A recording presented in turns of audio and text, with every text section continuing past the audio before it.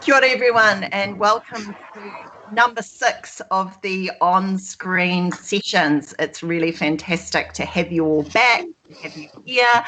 As you can see, I'm joined by 4 fantastic personalities today. We've got the great title, I should have called it Leadership in the Time of COVID, harking back on Love in the Time of Cholera. Didn't get that, but I thought I'd just call it leadership and see where we got to. But it is a real pleasure to have these 4 people with us today from across the creative and tech sectors. But before I start, there's a couple of shout outs I want to do. First is to Auckland Screen Alliance, who's the host of these webinars. They are an organisation which is concentrating and looking at business expertise in the screen industry. They're all about collaboration and cooperation and raising the I suppose, the bar in terms of the way the sector looks at itself. I also want to give a big shout out to ATEED and to the Regional Business Partnership who are funding these on-screen sessions, which have proved to be really fantastic. If you haven't joined us before, welcome. If you have joined us before, welcome back. As you know, this is a kind of a conversation between myself and 4 experts in the field. I sort of use them a bit like a masterclass, which is great for me, and I hope that everyone else sort of uses it like a masterclass.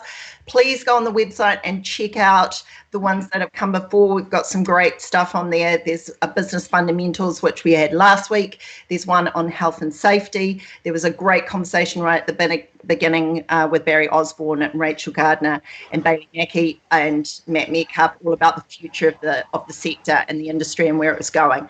So there's blue sky and there's very practical. And today is going to be a little bit of both, I think. It's going to be practical and something that we can sort of get the juices flowing.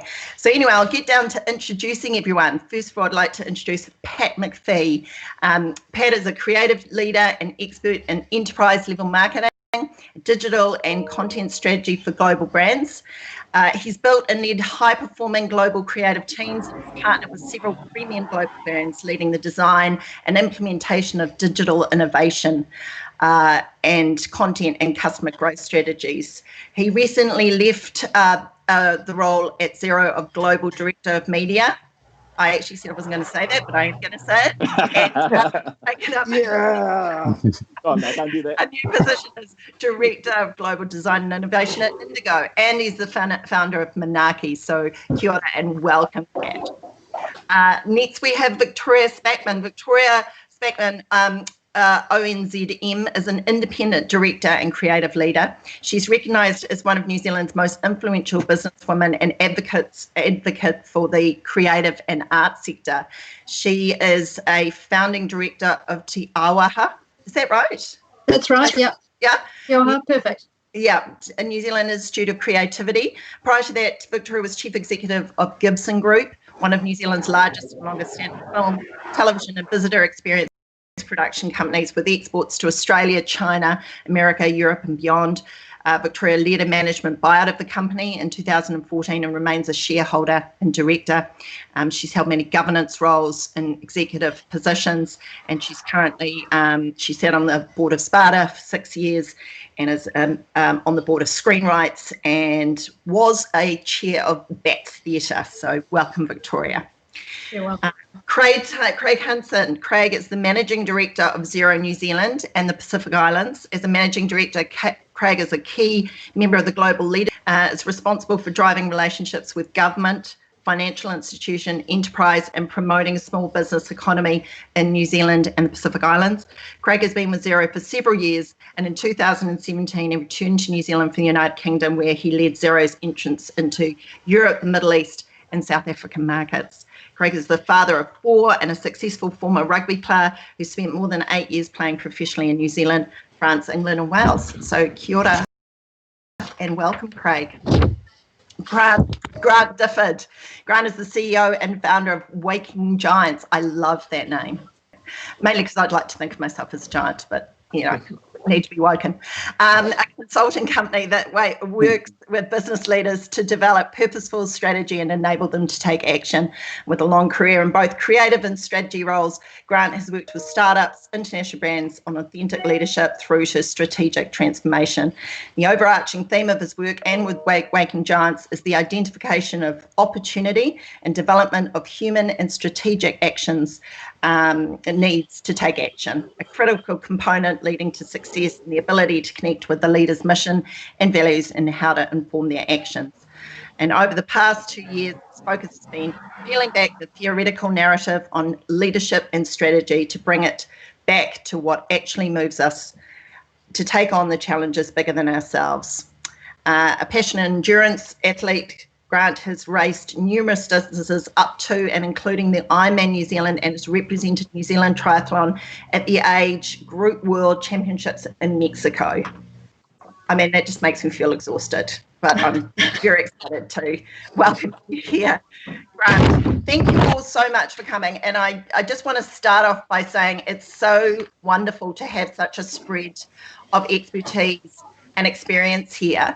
And I know when I was talking to Craig, I was kind of like, I don't really know about screen. I don't know if I've got much to add. And I was sort of saying, no, this is, you work for a tech company and basically we're the same. And I think we're just talking about leadership. So I thought I'd start off by sort of asking the question, where did your sort of key experience from leadership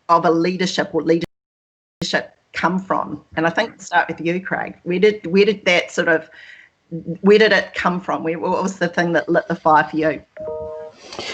Well, firstly, kia ora, and thanks for hosting and inviting me on. Where did I learn it? By watching, I think. Being involved in sport, you kind of get that unique insight into practice, performance, outcome really fast in shorter cycles, and you're able to be exposed to some pretty exceptional leaders. And I was lucky enough to be exposed to some of the greats of New Zealand, being like so Dallas Seymour and Eric Rush, being as a 18-year-old as the leaders of the core group in New Zealand Sevens when I entered into that. I learned a heck of a lot from them. We all hated Titch, the coach, so we all came together as this band of brothers, and that tight leadership around, and talked a lot about kaitiaki, talked a lot about the legacy that we're trying to leave behind and the bigger purpose. And ultimately, that for me now, that's kind of where I sit with leadership. My job is to be able to tell stories, to be able to lead the way of where we're going, and then get out of people's way. And I learned a lot from the sporting side of things, but I really struggled with that transition.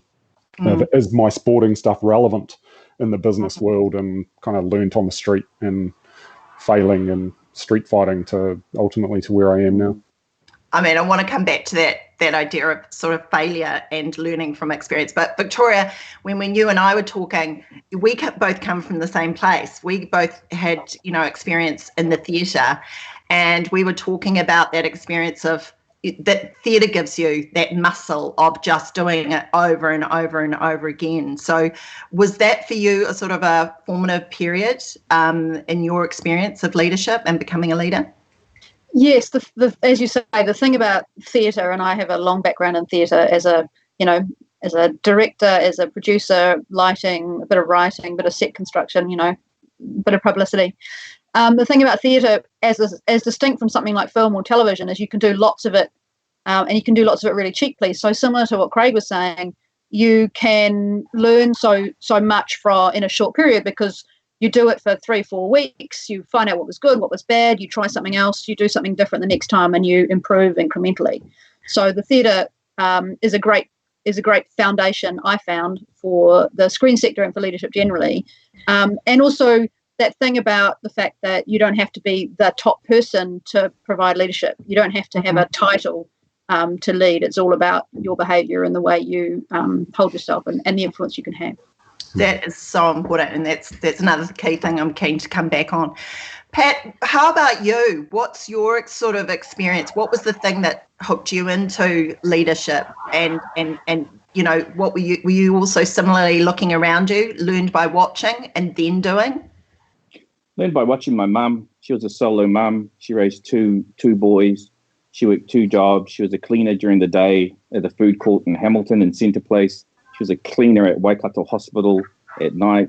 She worked years and years and years to scrimp and scrape to get a deposit on a house and bought it as a solo mum in the 80s. That was everything that I needed to learn about leadership, work ethic, those types of things. And because we came up in that way, also, as Craig alluded to, just learned on the street. The street teaches you a lot about human nature. And human nature is really understanding people and how they tick is the essence of leadership. So, and I also have to give, because I'm not just a street kid, I also have to give Xero a lot of credit because my time at Xero was very formative for me. I had the honor to lead a global team there that was, in the screen industry and did amazing work. And if it was one thing it proved for me is that you can come from a humble beginnings, but those lessons in human nature are really applicable in every environment if you can put them to work in the right way. And it was really, quite refreshing and empowering to see that those principles could work in an environment like that as well. Yeah, I think, again, another key thing I want to come back to is that sort of human, those real human things about being a leader. But Grant, I'm keen to come to you. When we were talking earlier, we sort of talked about where you'd come from, and you started out as a graphic designer, and how has that sort of informed what you've done now, and what were your experiences of leadership that got you to really thinking and actively, I suppose, coaching in the leadership space?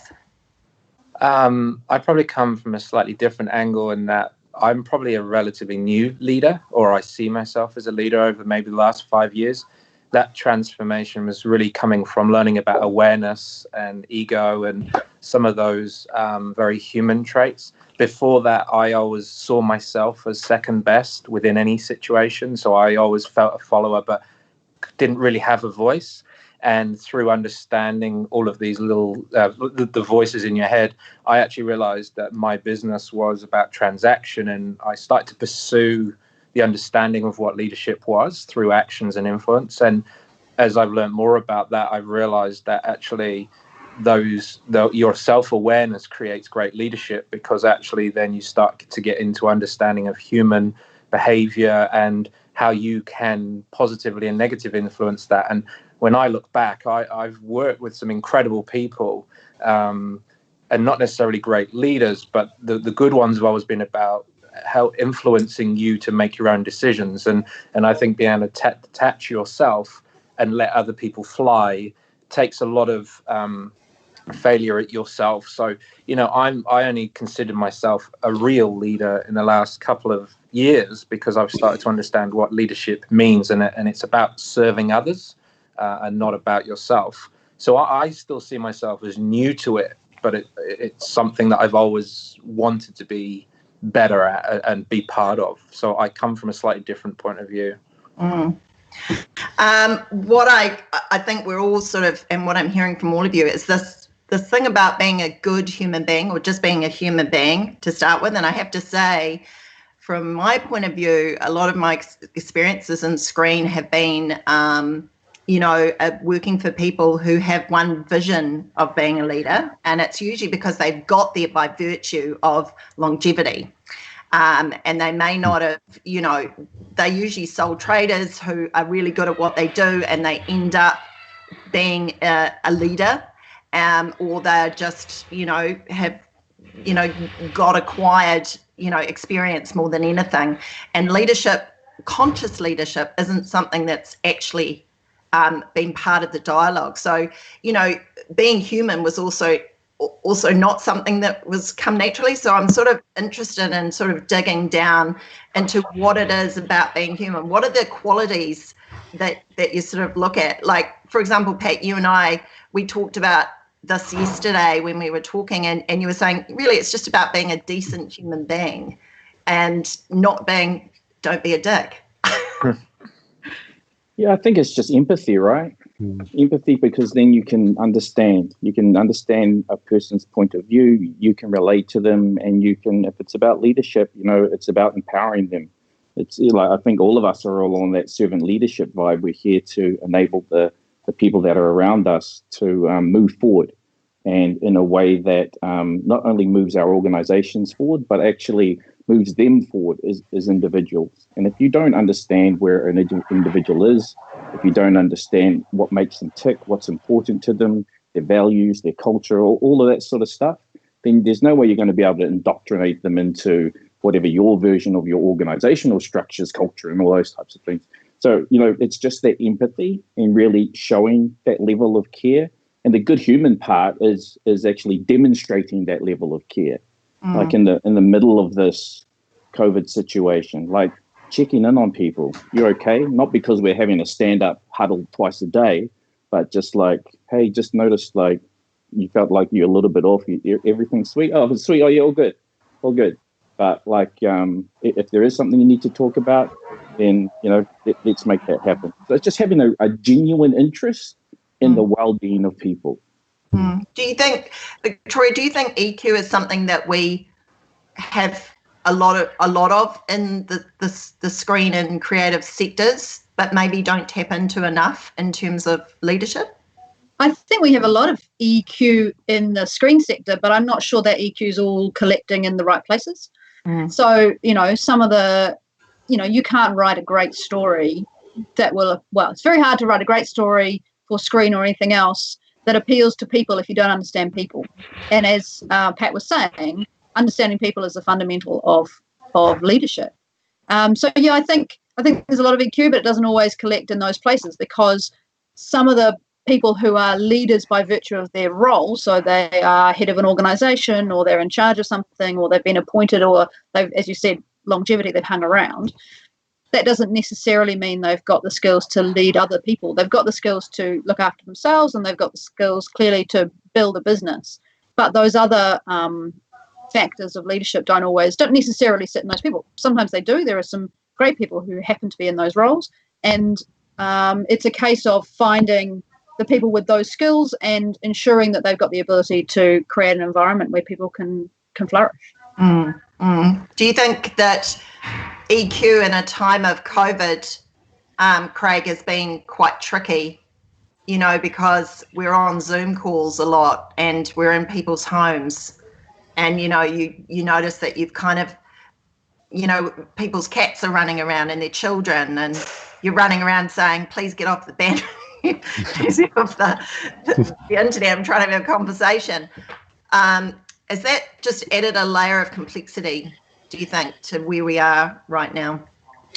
I actually think it's highlighted a gap in leadership capability for the gross generalisation, but it's really highlighted that there's a big gap there. And how do we solve that gap when really leadership you can't really go and learn leadership. A few others have already mentioned that you get really good at a functional role and you get put into a people leadership position because of the fact that you're really good at what you're doing before, and you don't do that role anymore, but you're managing people. You don't necessarily have the skills in which to be able to lead.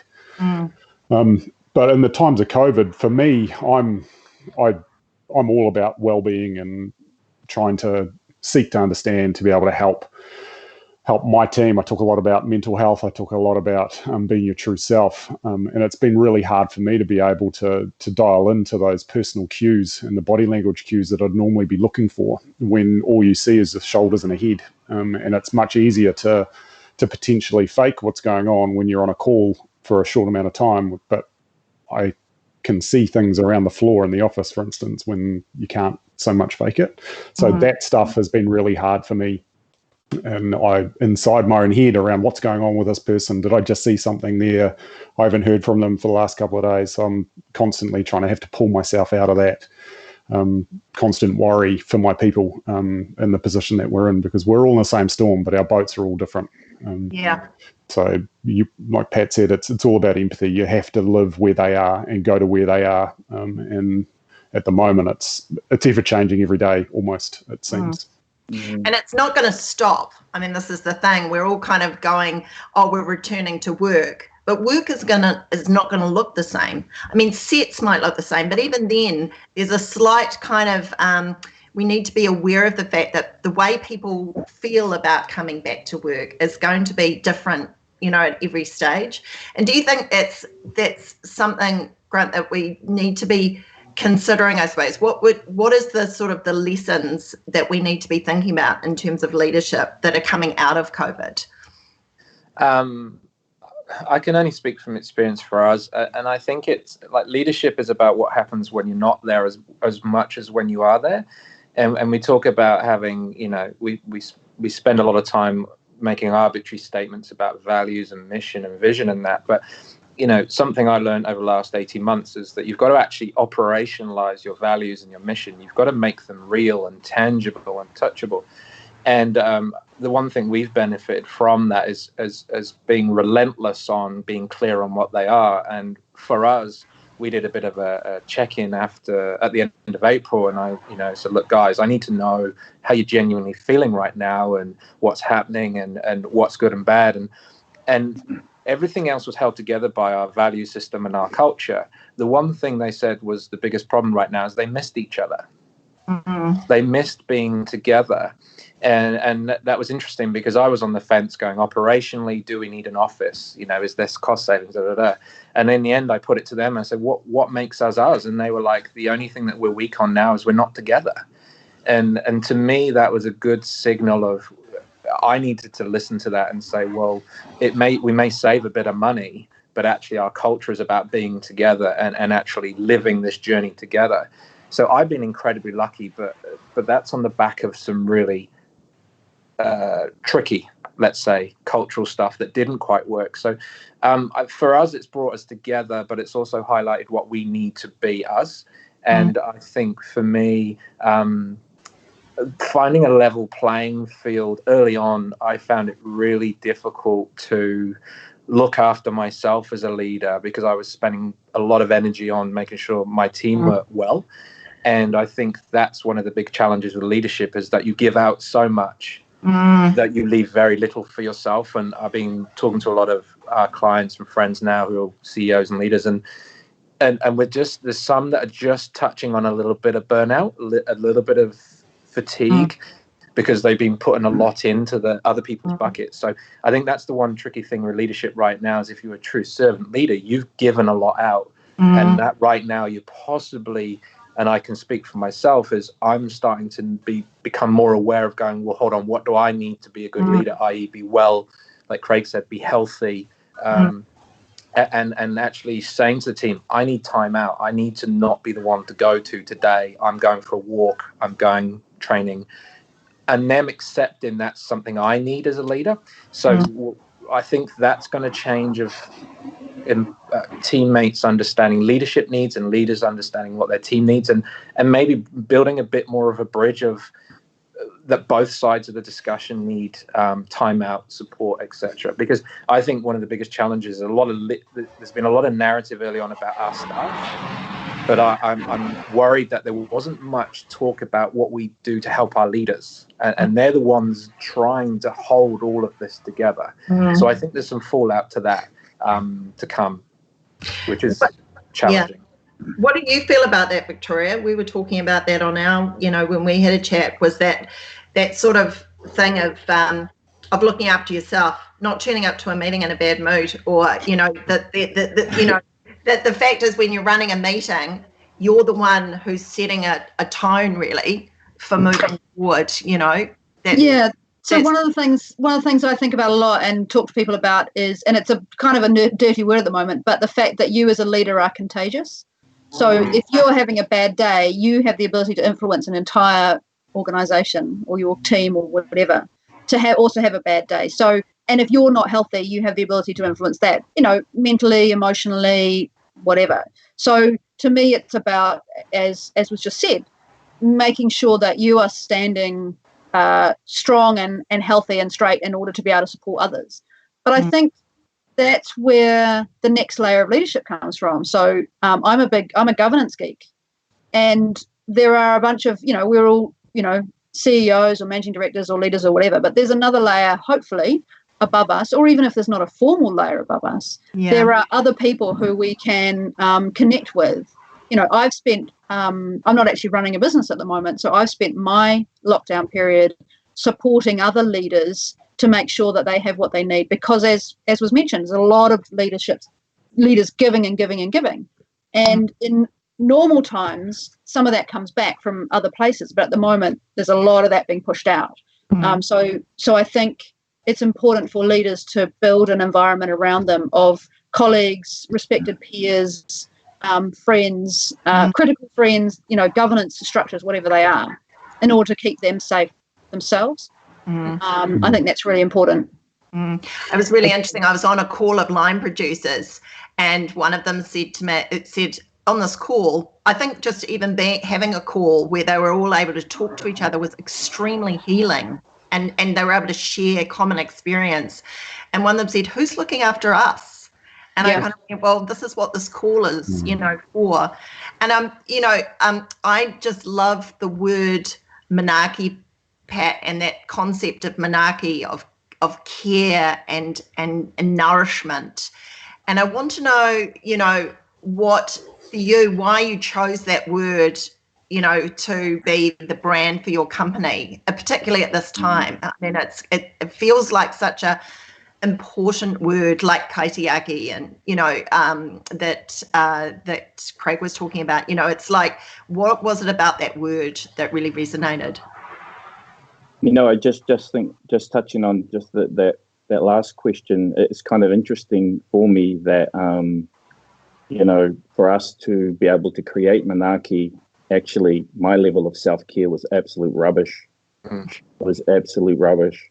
It was a scrap for survival. And I think that for a lot of small businesses, a lot of people in the screen industry who are contractors, we're fighting for our lives. So, it's like practicing a bit of self-care is something you need to be aware of and definitely try to do. But the reality is, man, you're just trying to pay the bills, just trying to feed the kids.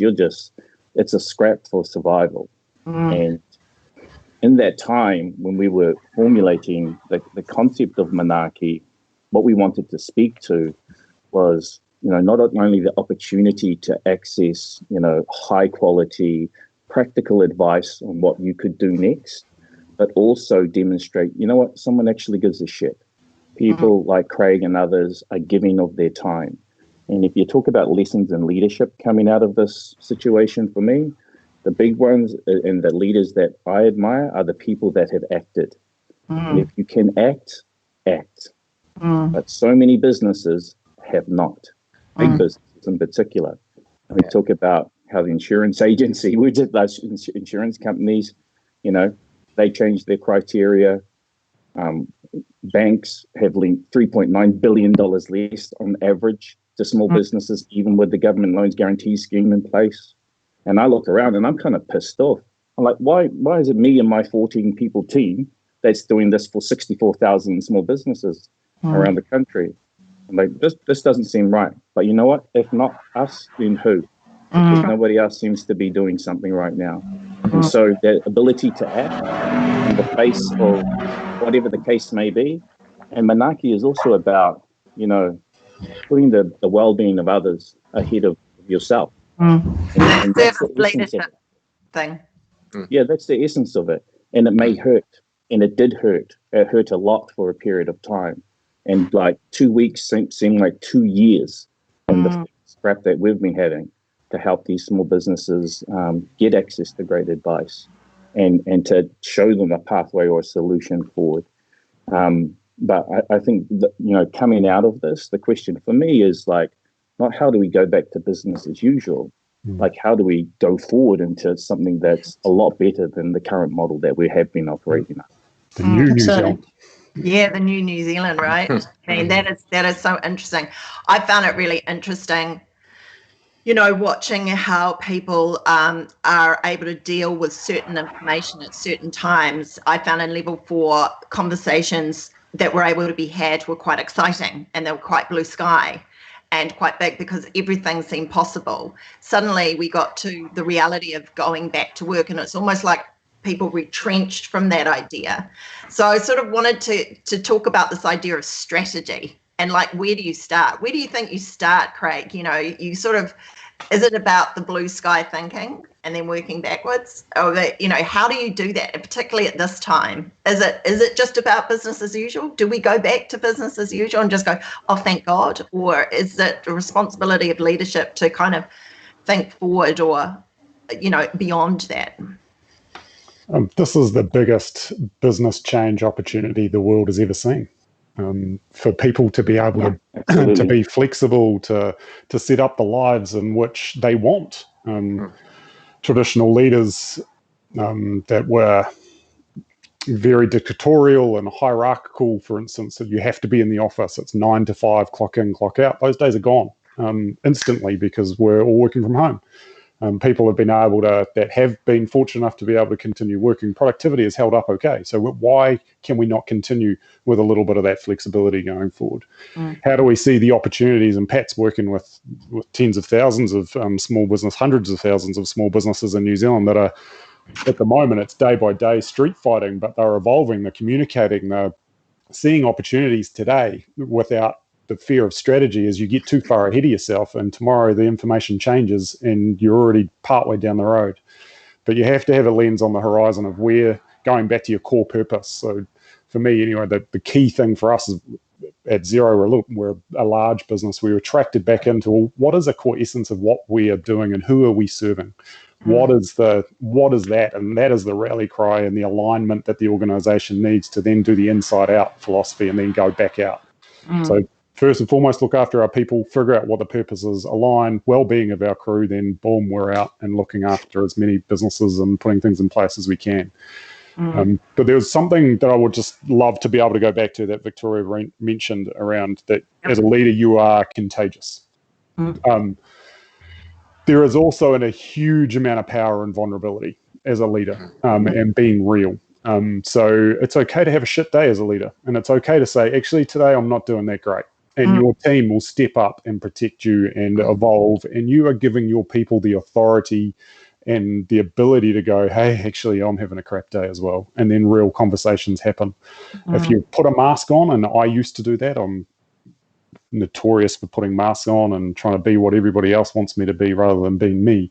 But in the last number of years of it, I've started to step into the space of authenticity and what's going on, and it's real. Some say it's oversharing, but ultimately it empowers the people around me to be more honest and be open around what's going on for them. Is this an opportunity for informal leadership, Victoria? Is this about, where those, other parts of, other kinds of leadership can come in where you're not, maybe you're not the producer, maybe you're not the direct mate, you're an HOD. Is there a sort of informal leadership that we could encourage in this space at this time? Sorry, weird noise. Yes, I think so. I mean, informal leadership is a very clear part of any structure, any society, any sector, because of the things that we've talked about empathy, about understanding, about influence. Leadership isn't a title. It's about the ability to help others become better at who they are. So leadership's about creating more leaders, not necessarily more followers. So there's always an opportunity within a formal environment.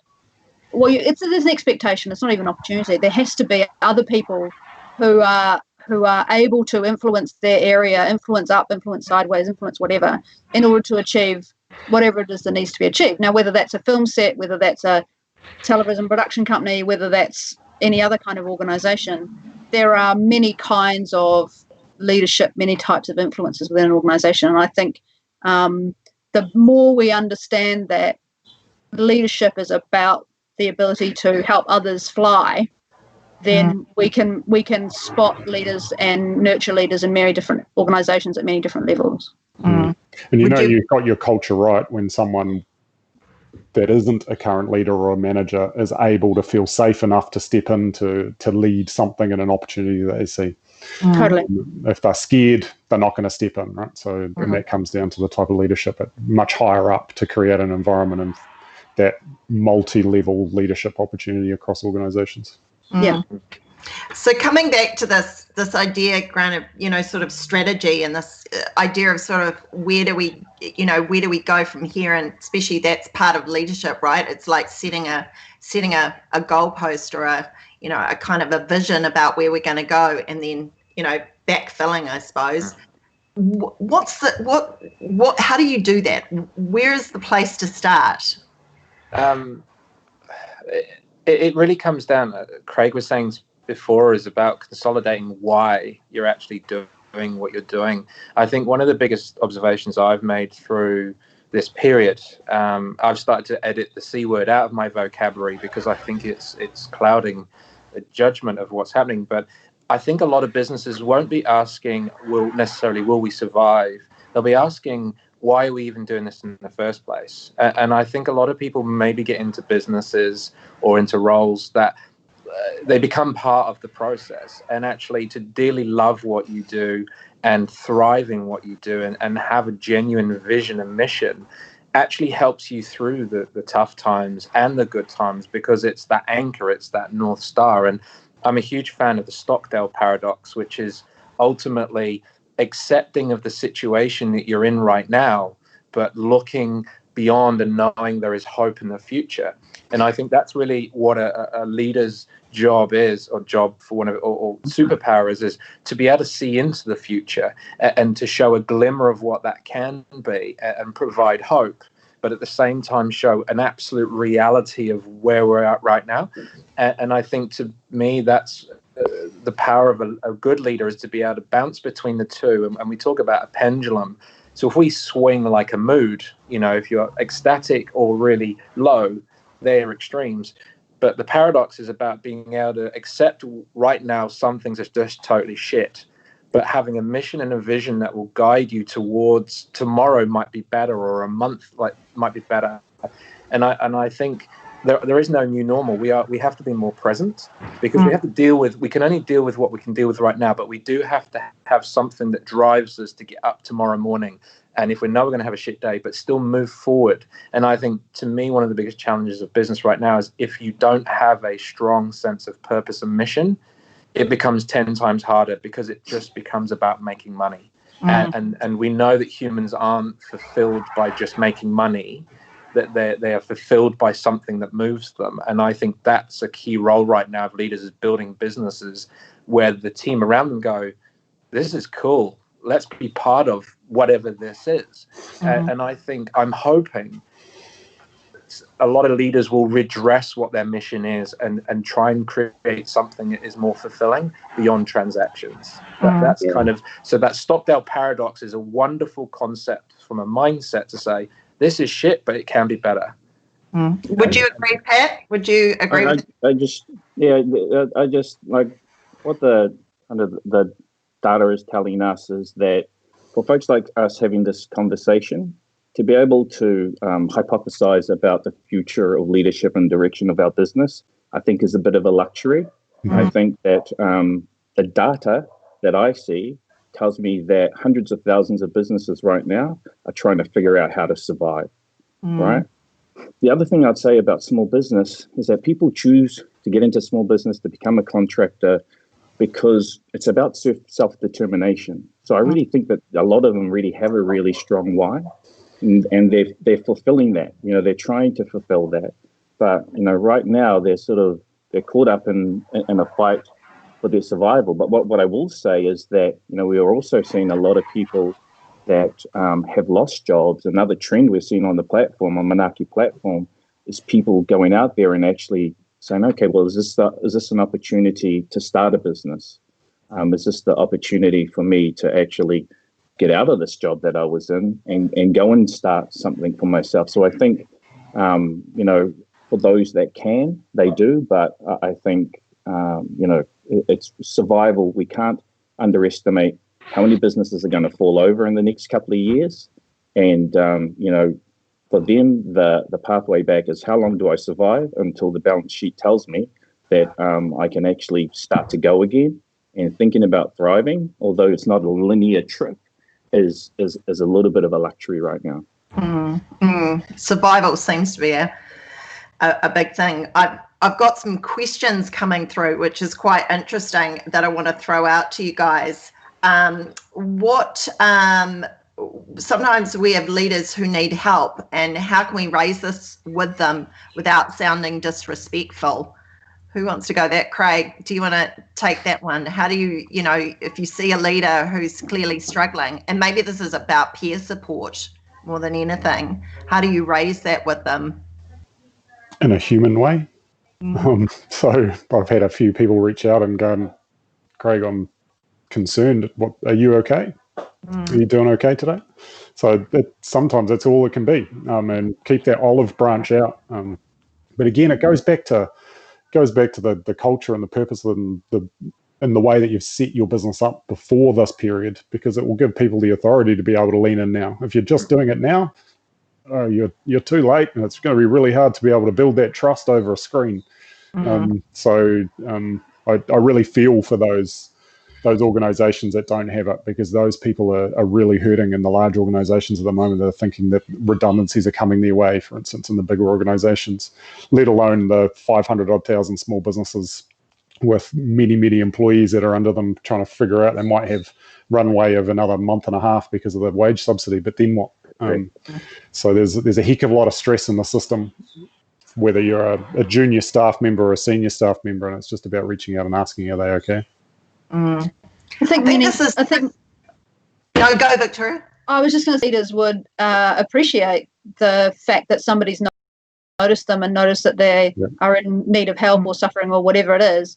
And as long as it's an approach that goes, how are you doing? I've noticed something's changed about you. Is it something I can help you with? And that you have a good relationship with that person already, then I very much doubt that will be pushed back. Yeah, one of the things that gave me the most energy in the middle of trying to launch and build Manaki was just a text from Al Keating, the guy that he's the CEO of Copy Supreme, and he was like, "You all good, bruv?" And I was like, "Oh, somebody cares." Yeah. And I didn't actually ask, and it just gave me energy, and my fingers did the rest. Yeah, I agree. Because there were some days, when I just wanted to stay in bed and pull the covers over my head and not talk, and just not talk, because I had to gather my own thoughts. So I just want to come to this issue of, I suppose, communication, because communication, it feels like, is such a part of the ability to effectively communicate. And is that something that you learn, or is it something that you just have? Victoria, what do you think? I think you can learn it. I think there probably are people who say you can't. But if you are an empathetic person, if you're a real human, if you're interested in self-development, then you can listen to the way other people behave. You can observe what happens. You can, understand that the way you communicate with other people is the way they want to be communicated with. So if you're not getting your message across, it's your fault, not theirs. So you need to try another method. And I think there are definitely ways to improve your communication, and there are ways to adapt yourself so that you can be a better communicator. It's around all those things that we've talked about: authenticity, showing up, being courageous, all that stuff. What are your thoughts on that, Grant? Is what kind of communication can you develop, particularly at this time? What's I think one of them I've learned is watching and listening way more than talking. People will give you a lot of information. I'm a huge fan of sort of human behavior and body language and all of those little cues. And often we do a morning huddle, and it's a technique we used, and we start with the one word. So what's the one word today? And we've been doing it for about a year, and within 30 seconds I can get a sort of a litmus test of where the team is at. And someone might say, "Oh, tired." So okay, is it Friday, or is it something else? I was up all night with the kids and da. So what I do is I do a quick check-in then and say, well, I'll know how to communicate with them in the day, because I don't, maybe they're overwhelmed. So just that one word check-in, and it's part of our culture. So I think watching and listening more than ever is important for a leader, because then you have to curate that whole influence that you have. Because I think the old leadership model is military-esque. I'm the boss, you listen to me. I think it's actually the other. It's like, how much can you listen? How much can you understand? How much can you digest? And then how much can you action? And I think that's really, really powerful. I recently had some challenges with someone who wasn't quite right for our team, and it was extraordinarily challenging, and probably like some of the conversations that are happening at the moment. And within an hour, 2 of my team emailed me because they couldn't talk to me. It was too emotional, and they said, "Don't change who you are. Stay the course. We believe in you," etc. And what I've learned is you've just got to create more of a level playing field, because as a leader, you're not something different. You're still a human. You're the same. I always say you just have different responsibilities, and some of them are slightly more pressured, but you are still the same. You know, you still have all of those challenges. So I think the listening and observing is a powerful tool.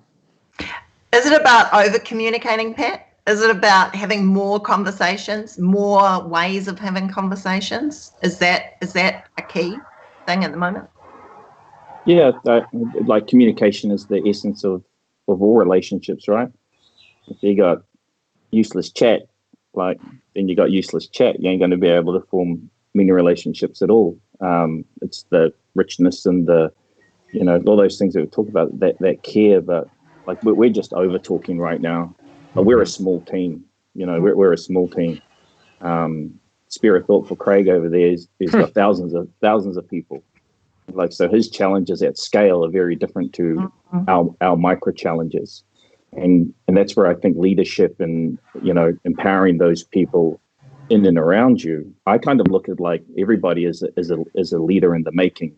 Yeah. And I'm trying to look for the leader, whatever little leadership element that you have, I'm trying to work on that little thing.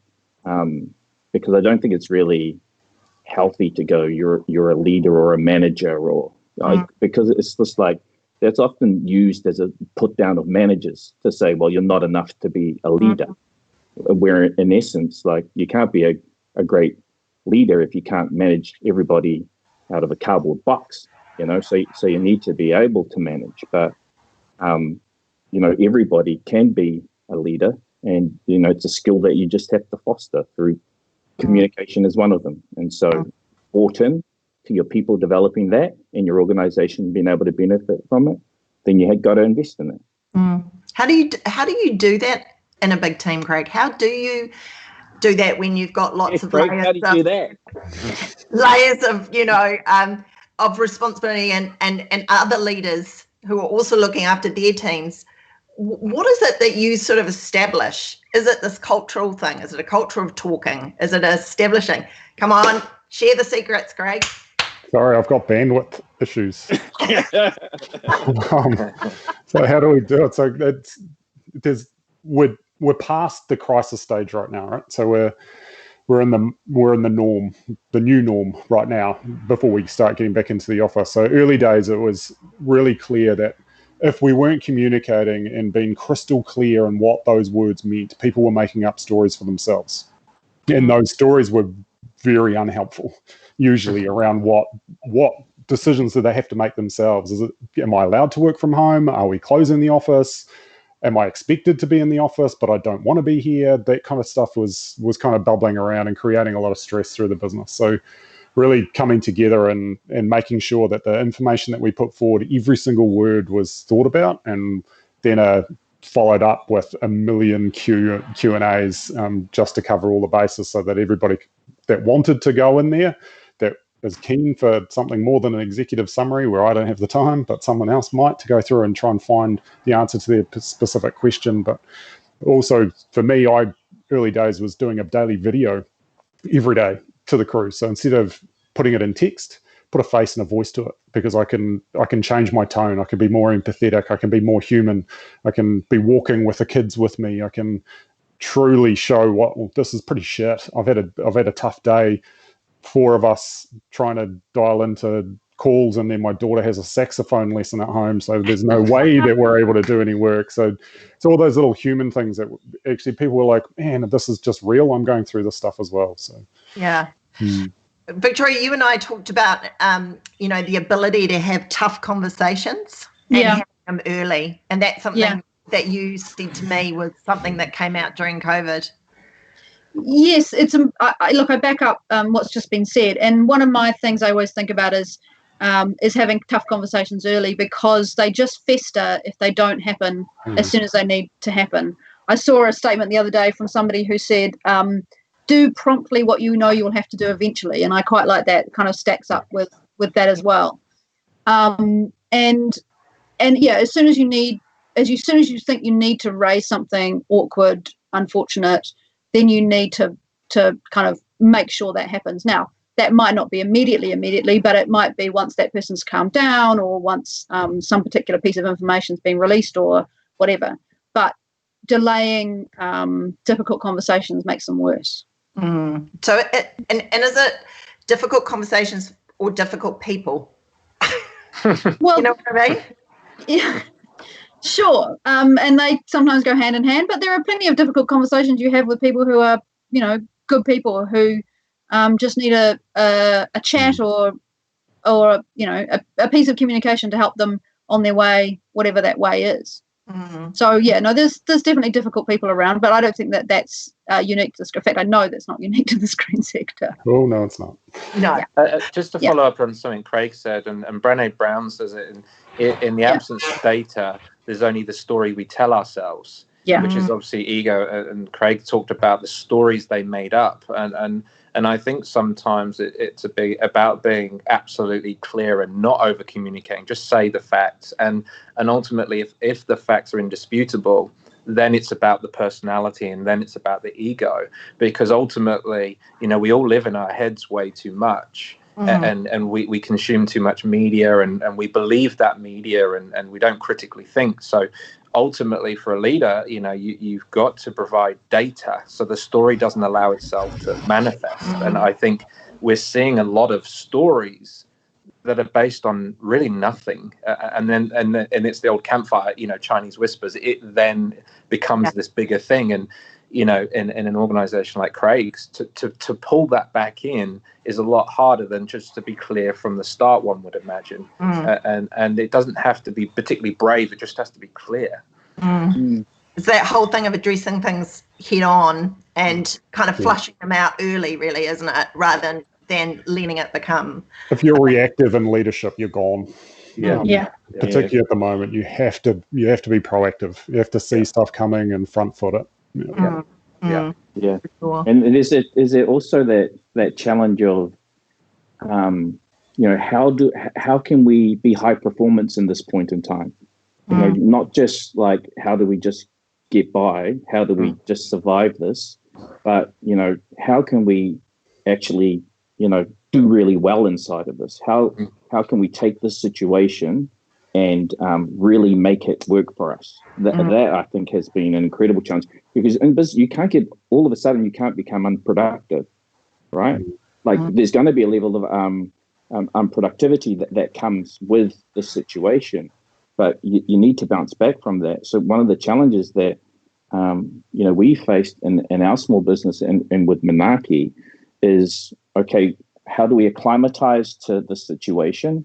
But now, what are the practices that we need to put in place to be able to really perform highly inside of this situation, so that we can serve those people and that we're trying to help? And that's been one of the big challenges for us. I love that phrase, high performance, right now.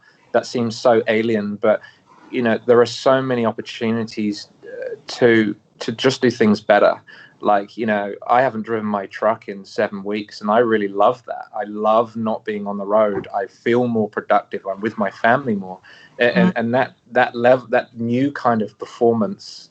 And we're not talking about rationalization in a negative sense, but we have new opportunities right now. I mean, I'm sure we're all a bit sick of Zoom at some time or whatever, but I've rethought the way I use my day, and I've suddenly got all these hours. I wonder where they used to be. And I would imagine a lot of people are going, well, this new thing is kind of interesting and kind of more fulfilling and more productive in some ways. As long as we move beyond crisis, the longer we stay in our minds of crisis, the harder it is to move forward. But if we can move forward and we can move through the fear, suddenly we have, this can be different and it's going to be okay, whatever different looks like. Yeah. So I know we've only got a couple of minutes left, but something that I've been wanting to drop in, something that Pat was talking around. Small businesses get into it because they have a passion, right? And contractors get in because they want to do something. And the New Zealand Made Products website has been eye-opening to me in terms of the quality of the products and the creativity that we have across our country. In some far-flung places, and that you've never had access to that kind of talent or awesome products before.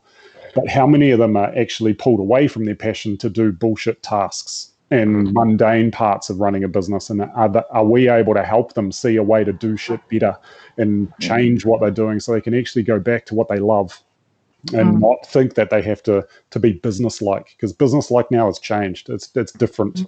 So how do we empower them to take a little bit more control of what they actually want to do, not what they think they have to do, is something that I'm kind of leaning into at the moment. Wow, that's really interesting. It's quite challenging because this whole thing is about making Screen more business-like, whereas in fact maybe it's more about owning who we are and just thinking about it in a more humanistic way and looking at opportunity in a kind of different way. I do think that this is a moment to kind of take in where we are and think about, where we want to be in a really, interesting way. It's like, because there's a lot of doing that happens in the screen industry because we're all small, medium businesses. There's a lot of doing, you do. And it's been a time where a lot of people have been able to stop. And yes, they're worried about where their next jobs are coming from and all that sort of thing. But it has been a time to stop and actually look at the thing that they do in a very different way. And I think that's a really important thing not to lose sight of, It's empowering yourself to do that, allowing yourself the time and space to look on it rather than be in it. Picking up on that point, it's also an opportunity to understand, going back, your why and what your strengths are. And there is always the opportunity, I think, within the screen sector for partnerships. For people who are really good at X and someone else is really good at Y, to cover each other's bases. So, whether that's the business side or the technical side or the creative side or whatever, those opportunities for people to come together. And actually, we're pretty good at that. That's actually our bread and butter is building teams. We're really good at building teams for the project itself, the actual shoot and the edit and all the rest of it. What we need to get better at, and some people are, is the building teams for the business part of it, for that long, slow development part. Yeah. There's lots of opportunity there. I completely agree. Couldn't agree more. I just want to say we've only got a couple of minutes left, but I did want to talk about and just ask Craig to talk about the mental health facility that is available through Xero. I think it's quite remarkable. I really do. And I didn't know it existed until you and I spoke. Mental health is something we've already touched on in this webinar, and it's certainly a big part of leadership. But I think we in the sector are really acknowledging for the first time about mental health and the effect it has on work and your ability to work, especially if you're a sole trader or in a small company. And what I didn't realize was that Xero actually has a what is it? What is it? Describe. Yeah, it's this really cool thing. So big business historically have been able to have resources and teams and things that are able to put in place for their employees. What I wanted to do was to be able to democratize some of those services for small business. And when they don't have HR departments or time to be able to invest in setting some of these things up. One of them is the employee assistance program, where ultimately a big business will pay for free counselling for multiple different avenues for their employees, and in some cases for their families as well. So we have it at Xero. I wanted our customers to be able to have it. So about just over 12 months ago, we set up ZAP, which is Zero Assistance Program. So that's anybody that is using the Zero product in the country gets free access to mental health and counselling support through us. There's just a 0800 number that you're able to use. That's for you, the business owner, your employees, and your families, because I wanted it to get into the teenagers at home as well, because it's mental health in teenage New Zealand is terrible statistics. So we think within the subscription base we've got at the moment, there's about 850,000 Kiwis that are getting access to free mental health support today that would never have had it throughout the country, which is awesome. So thanks for letting me plug it, because we want more people. I want the check to be bigger that I'm writing every month, so that more and more people actually use it.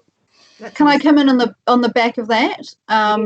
So that's great for Zero people and for the community, and that's a fantastic thing to have built. There's also something that Vista Foundation are funding for people in the film sector. That is out there as well. So that support is, I believe it's free. I believe it's accessible to anybody in the film sector. So that's there to be had at the moment as well. Awesome. So use them, reach out. Don't do the stuff alone. No, absolutely. That would be my big thing. We'll have all of those links up in our resource page on this page. So I totally concur. Everyone needs to reach out, use them. Do not be embarrassed or ashamed. There is nothing. This is actually a strong thing to do, to talk about what you're going through. It's a point of great strength. So I want to thank you all so much. This has been a great masterclass for me, and I'm really hoping it's been a great masterclass for everyone out there, and I hope you guys have taken something from the conversation. He kone rā to everyone out there, and we look forward to seeing you next week when we talk about business assistance and what's out there. Thank you all very much. Thank you.